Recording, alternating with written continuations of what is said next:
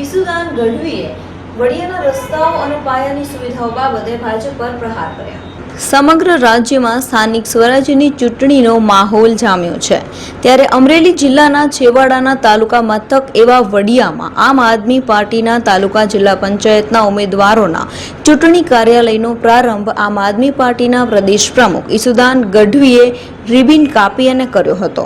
કાર્યાલયના ઓપનિંગ બાદ આપ નેતા ઈસુદાન ગઢવી વડિયાની મુખ્ય બજારમાં ઉમેદવારો અને કાર્યકર્તાઓ સાથે ઢોલ નગારા સાથે પગપાળા વેપારીઓ અને લોકોની મુલાકાતે નીકળ્યા હતા। વેપારીઓ અને બજારમાં ઉપસ્થિત લોકોને પરિવર્તન લાવવા અને આમ આદમી પાર્ટીના ઉમેદવારોને વિજય બનાવવા અપીલ કરતા જોવા મળ્યા હતા।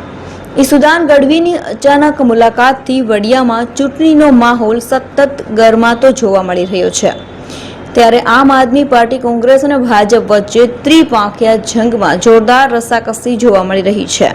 ત્યારે લોકો મતદાન રૂપી કળશ કઈ બાજુ ઢોળશે તે તો આવનારો સમય જ બતાવશે, પરંતુ હાલ ઉમેદવારોના ડોર ટુ ડોર પ્રચાર માટે માહોલ ગરમાતો જોવા મળી રહ્યો છે। બિલકુલ જે રીતે વડિયા છે એ તાલુકાનો મથકનું ગામ છે, પરંતુ વિકાસના નામે જીરો છે। અહીંયા આજે પણ ધૂળની ડમરીઓ ઉડી રહી છે।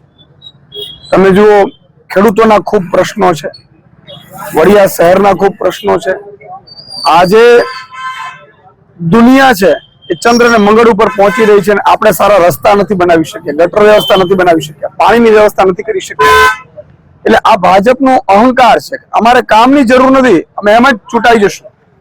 અને ત્યારે ધાક ધમકીઓ, ડરનો માહોલ પેદા કરવો, એટલે મને લાગે છે કે આજે વડિયા મુકામે હું મારા ઉમેદવારો શ્રી, આગેવાનો, કાર્યકર્તાઓને મળવા આવ્યો હતો, અને ખૂબ બજારમાં પણ અમે ફર્યા છીએ। ખૂબ રિસ્પોન્સ છે, લોકોમાં એક ઉત્સાહ છે, અને મને વિશ્વાસ છે કે વડિયાવાસીઓ અમારા ઉમેદવારોને જંગી બહુમતીથી જીતાડશે।